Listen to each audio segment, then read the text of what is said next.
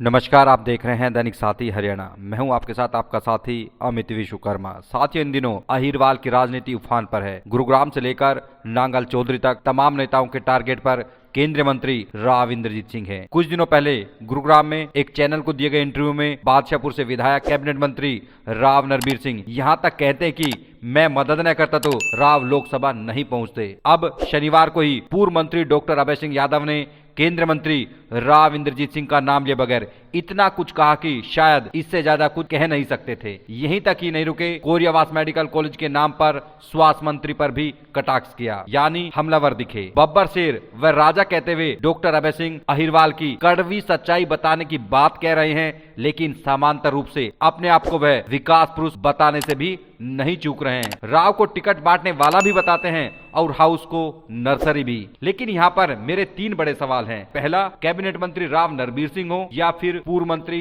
अभय सिंह यादव, दोनों के बयानों का समय अभी क्यों? क्या किसी के इशारे पर बैटिंग की जा रही है? दूसरा सवाल, राव अहिरवाल में टिकट बांटते हैं और विधायक जिताकर भी लाते हैं, ऐसा ये तमाम नेता कहते हैं और टिकट कटवाने की बात भी कहते हैं। ऐसे में ये कैसे राव को जिता और हरा सकते हैं? ये भी एक बड़ा सवाल है। तीसरा सवाल यह कि जब राव अभय सिंह को यह पता है कि राव शिकार कर सकते हैं तो राव ही बड़े नेता हुए या नहीं, इसका फैसला भी जनता करे। अब क्या राव के खिलाफ इस तरह की बयानबाजी कर वो बड़ा नेता बनना चाहते हैं, जो कि अक्सर अहिरवाल की राजनीति में देखा गया है? खैर छोड़िए, कौन बड़ा कौन छोटा, इसका फैसला जनता करती है। एक बड़ा सवाल यह भी है कि भाजपा आए दिन कांग्रेस में अनुशासनहीनता की बात करते हैं, लेकिन क्या अहिरवाल में इन भाजपा नेताओं की बयानबाजी अनुशासनहीनता नहीं है? ऐसे में पहले डॉक्टर राव अभय सिंह की स्पीच व मीडिया के सवालों के जवाब देखिए, फिर आप कमेंट बॉक्स में कमेंट कर जरूर बताएं कि पूर्व मंत्री डॉक्टर अभय सिंह अहिरवाल की राजनीति की कड़वी सच्चाई के बहाने अपनी खींच निकाल रहे हैं या फिर दक्षिण हरियाणा की असल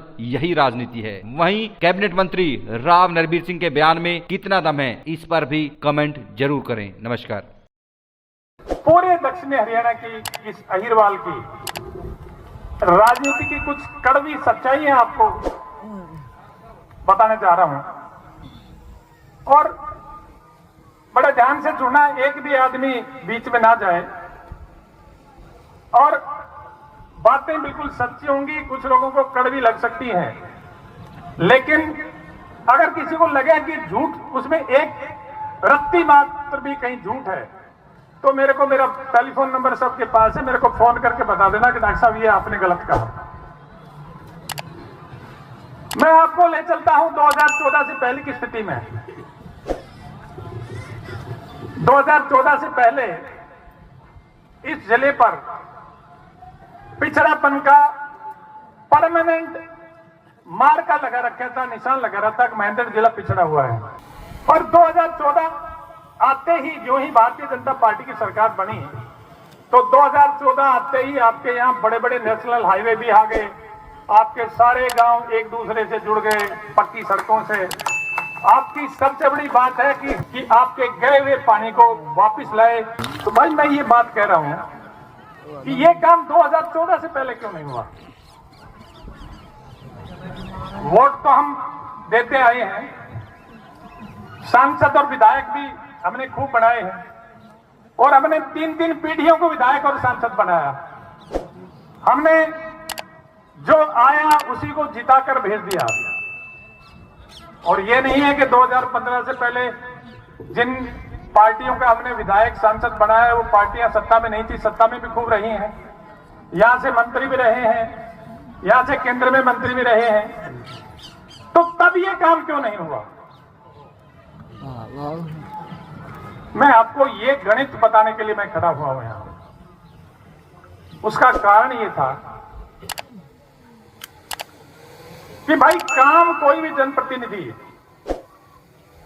तब करता है जब समस्या को दिल में महसूस करता है, उसके दिल में दर्द होता है कि ये हमारी परेशानी, इसको दूर किया जाए। आपने एक बड़ा नेता इस क्षेत्र को कई साल तक उसको पाला है आपने, कभी एक भी मुख्यमंत्री के साथ उनकी बनती हुई देखी है? चौधरी भजनलाल से लेकर बंसीलाल जी, उसके बाद में भूपेंद्र सिंह हुड्डा जी, मनोहर लाल जी, किसी के मुख्यमंत्री के साथ बना के देखी है? और भाई मुझे ये बताओ कि अगर मुख्यमंत्री के साथ आप बना के नहीं रखोगे तो काम विकास का, इलाके में विकास कैसे हुआ, कौन करेगा?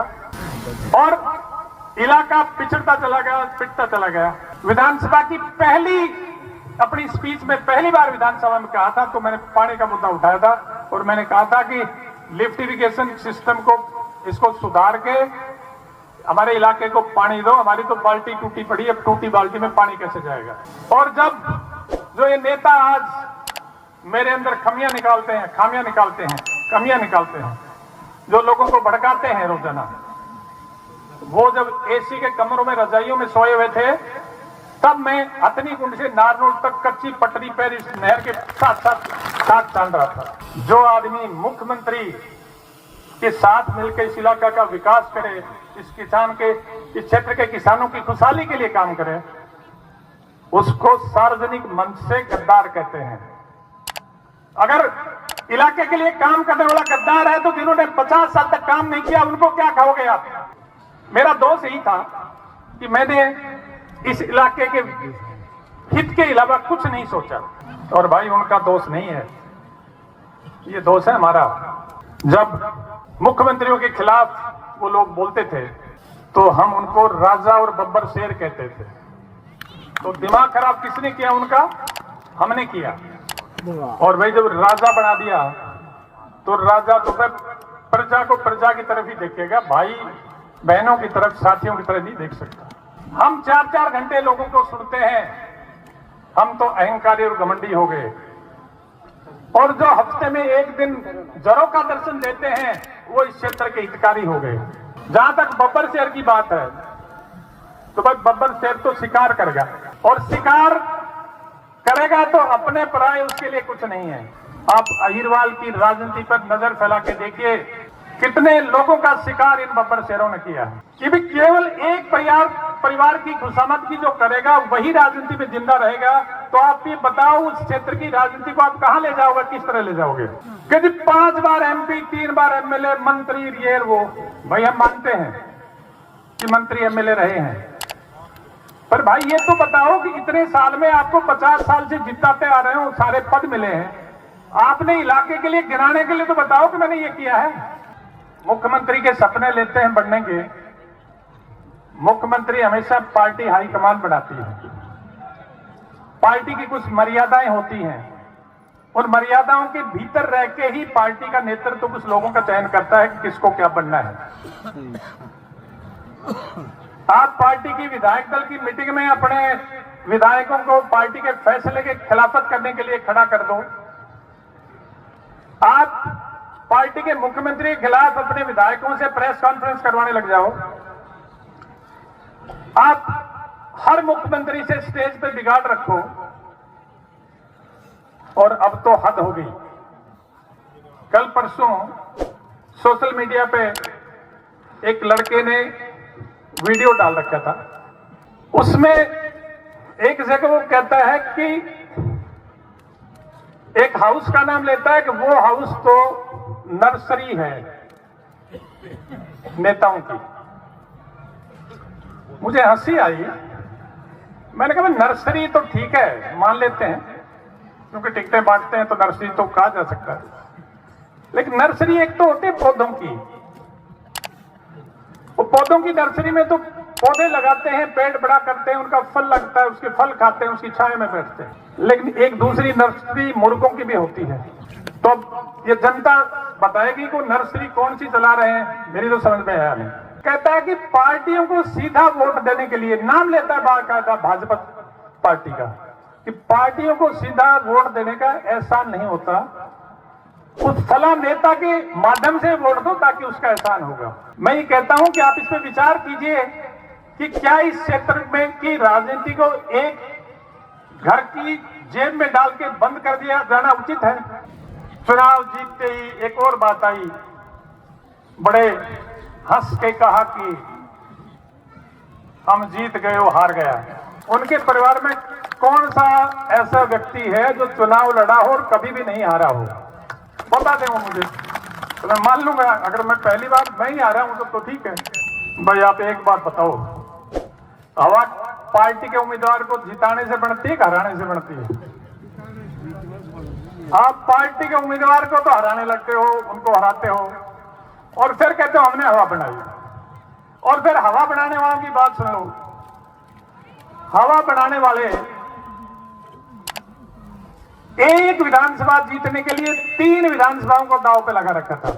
महेंद्रगढ़, नारनौल और नांगल चौधरी में तो सबको पता है, उसकी जांच की जरूरत नहीं है।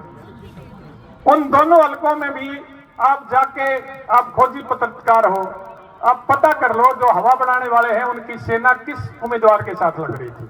सारे के सारे अपने सेनापतियों को कांग्रेस के उम्मीदवारों के साथ लगा रखा था, क्योंकि वो कांग्रेस के उम्मीदवार उनको अटेली में मदद कर रहे थे।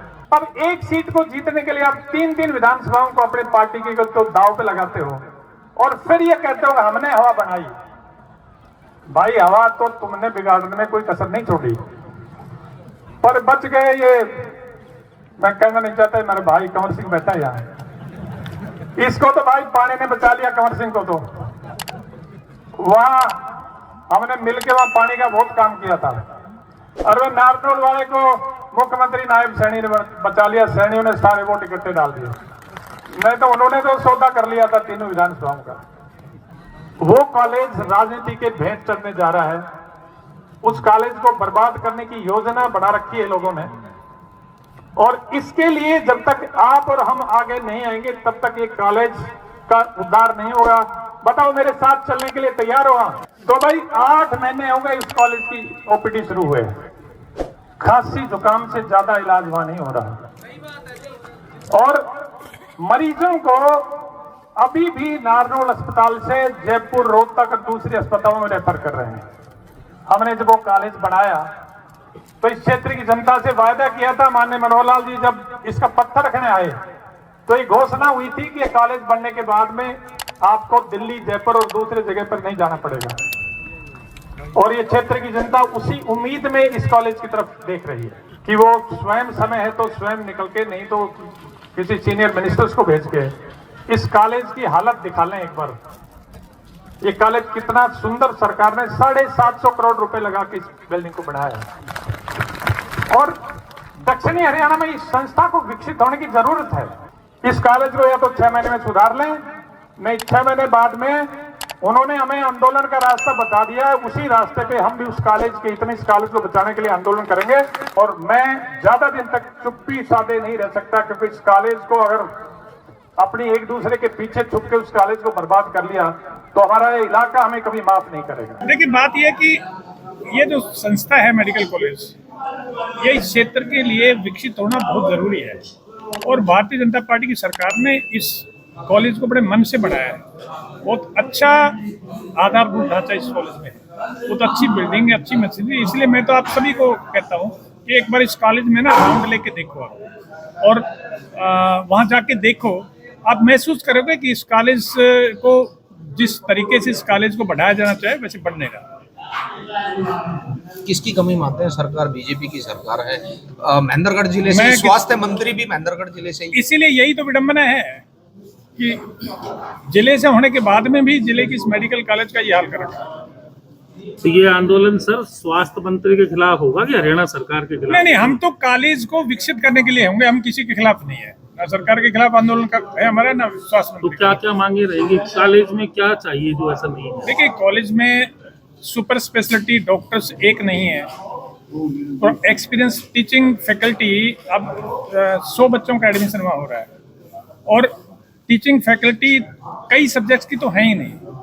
बच्चों के करियर की बात है। फिर दूसरी बात है कि सीनियर डॉक्टर्स आएंगे, अनुभवी डॉक्टर्स आएंगे, तो हॉस्पिटल में इलाज की सुविधा लोगों को मिलेगी। हमारा तो बेसिक जो हमारा जो डिमांड है और लोगों की आवश्यकता है वो अच्छे डॉक्टरों की सेवाएं हैं। हम तो सिर्फ इतना चाहते हैं कि रोहतक रेफर करते हैं, जयपुर हम ले जाते हैं, जयपुर, रोहतक, गुड़गांव जाने से हमारा पीछा छूट गया। ये कॉलेज हमारे जो जितने पेशेंट्स हैं, गंभीर बीमारियां, जो क्रिटिकल पेशेंट्स हैं, उनकी देखभाल, उनका इलाज इस कॉलेज में होने लग गया। सिर्फ इतना चाहता है। राजनीति का भी जिक्र किया सर आपने, तो क्या जो है खुद से थोड़ा सा उसका हो पाएगा? खुलासा कोई नहीं। मैं ये कहता हूँ कि ये कॉलेज मतलब जिस तरह से चलना चाहिए चला नहीं जा रहा, बस यही है। मतलब चाय तो भुआरका में पी जा रही है, सारा दिल्ली की तरफ था, काफी सारी चीजें आपने बताई, स्पष्ट नहीं हो पाया, बहुत सी चीजें हैं। देखिए बात सुनिए, मैंने तो सिर्फ इस क्षेत्र की राजनीति पे एक चर्चा की है। इस क्षेत्र में जो पिछले कई दशक से जो राजनीति होती आ रही है, मैं तो उसके बारे में लोगों को परिचित करवाया है। मेरे अपने लोग बैठे थे, उनको बताना जरूरी था कि इस क्षेत्र में राजनीति कैसे चल रही है, कहाँ ले जा रही है। सर क्या अटेली में भी बुरा ही हुआ अगर उस चीज को देखे तो। देखो मैं इस बातों में चर्चा नहीं करता, मैंने तो जो कहना था उस स्टेज पे कहा है, आप लोगों ने रिकॉर्ड भी रखा है, उसको चला लेना, सुन तो लेना। आज सर कामदार की नामदार से सीधे ऐलान लड़ाई का कहा जा सकता है? नहीं, मेरी किसी से लड़ाई नहीं है। मैं ये कहता हूँ कि क्षेत्र के हित में फैसले होने चाहिए। क्षेत्र के हित में जो काम करें वो राजनीति में रहें, जो काम ना करें उनको कोई हक नहीं। क्षेत्र नामदारों को संदेश तो गया है सर, आप किस चीज से कहना है? मुझे नहीं पता किसको संदेश गया, कौन संदेश इसमें मिलेगा। मुझे अपनी बात जो कहनी थी क्षेत्र की राजनीति के प्रति वो मैंने कह दी। एक छोटी सी चीज और है कि भुआरका में ऐसी कौन सी चाय बनती है जो सारे यहीं आते हैं पीने, ये समझ नहीं आया यार हम भी तो ये देखना है। हमें भी जब इतने बड़े बड़े नेता यहाँ, और वो तो कांग्रेसियों के यहाँ चाय पी के गए थे, मैं तो अपने जो मेरी मदद की सारे भुआरका गांव ने उनके यहाँ चाय पीने आया हूँ। वो तो जहाँ आप उस दिन के 3 प्रोग्राम थे चाय के, आप सारे पत्रकार हो, आपको सारी नॉलेज है। अब बता लो तीनों में से एक भी भारतीय जनता पार्टी का सपोर्टर या वोटर था क्या, जिन्होंने दिन रात कांग्रेस के लिए काम किया था, उनके यहाँ चाय पी के गए। तो वो बातें, क्योंकि वो बड़े हैं वो पी सकते हैं, विरोधियों के यहाँ भी। मैं तो विरोधियों का नहीं तो पी सकता। मैं तो अपना जो हमारी पार्टी के वर्कर से गांव है, इस गांव ने मेरे को बहुत बड़े वोट दिया है। आज जो भीड़ उमड़ी सर, इतना किया था आपने इसका कि इतना हुजूम उमड़ेगा? एक मिनट, इधर से एक सवाल है। एक सवाल ये सर कि इतनी जो भीड़ आई है इसका आपने इल्म था ऐसा कि नहीं, हमने तो सिर्फ चाय पर निमंत्रण दिया था कि चाय है वहाँ, ये लोगों का प्यार है। और भीड़ जोड़ी जी पहली बार थोड़ी आई है, भीड़ आपने दोंगड़ा हीर में नहीं देखी। और दोंगड़ा हीर की भीड़ तो मैं बताऊं आपको, मैंने उस दिन दोंगड़ा वालों को कह दिया था, उनको थारा पीछा छूट गया आगे रैलियों से, मगर ये बड़े नेता वहाँ रैली करने की हिम्मत नहीं करेंगे।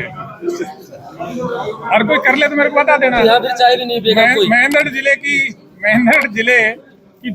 की रैली जिस दिन ये नेता करें तो उस दिन हम मान जाएंगे कि इनकी बहुत पॉपुलरिटी, बहुत लोकप्रियता है, उसको भर के दिखा देंगे ग्राउंड। इसको ये माना जाए कि हाँ अब चाय भी नहीं पिए ना जी, अभी दोबारा की चाय तो कोई कहीं भी पी सकता है यार। और मंत्री जी आपने एक जिक्र किया था रेवाड़ी में नर्सरी और बफर से नहीं यार, वो तो मैंने जो कहना था कह दिया, आप उसका अर्थ निकाल लो। आपने एक मंच से एक बात कही, मनोहर लाल जी ने जो काम किए वो सराहनीय रहे। 1 साल का कार्यकाल जो नायब सैनिक रहा, केंद्र में मंत्री मनोहर लाल जी क्या मानते हैं, अब केंद्र में एंट्री लेंगे आप या क्या कुछ? देखिए मैं आपकी गलतफहमियां दूर कर दूं, मैं कहीं किसी एंट्री का शौकीन नहीं हूं और मैं अपने इलाके के लिए काम कर रहा हूं। हम अपने इलाके के लिए काम करेंगे, जिस भूमिका में पार्टी हमें इलाके में काम करने के लिए कहेगी वो करेंगे, उसी भूमिका में कर रहे हैं। मनोहर लाल जी और अगर तुलना की जाए नायब सैनिक में तो किसे बेहतर मान रहे हैं? नहीं, दोनों ही बहुत अच्छे व्यक्ति हैं, दोनों साधारण परिवारों से हैं और दोनों ही क्षेत्र की आम जनता का दर्द महसूस करते हैं। जिस स्पीड से, जिस तरीके से मनोहर लाल जी लग रहे थे, उसी गति से, उसी तरीके से माननीय